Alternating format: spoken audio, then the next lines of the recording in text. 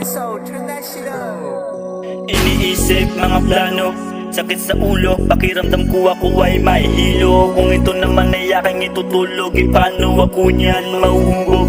Iniisip mga plano, sakit sa ulo, pakiramdam ko ako ay mahihilo. Kung ito naman ay aking itutulog, paano ako niyan mahuhubog? Pagising ng umaga, kape na muna, sabay-sibak sa aming bahay para kumita. Kasi pera, yan ang aking problema. Kaya araw-araw akong kumigera. Wala akong pake kahit ako'y mapagod. Basta nasa isip ko, ako'y kakayod.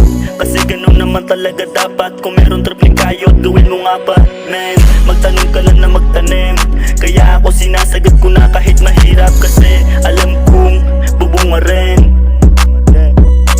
Maging mayaman man ako o maging mahirap, ako ang salarin.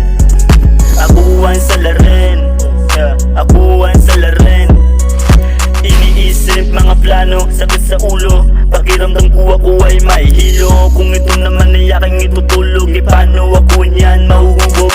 Iniisip mga plano, sakit sa ulo, pakiramdam ko ako ay mahihilo. Kung ito naman ay aking itutulog, paano ako niyan mahuhubog?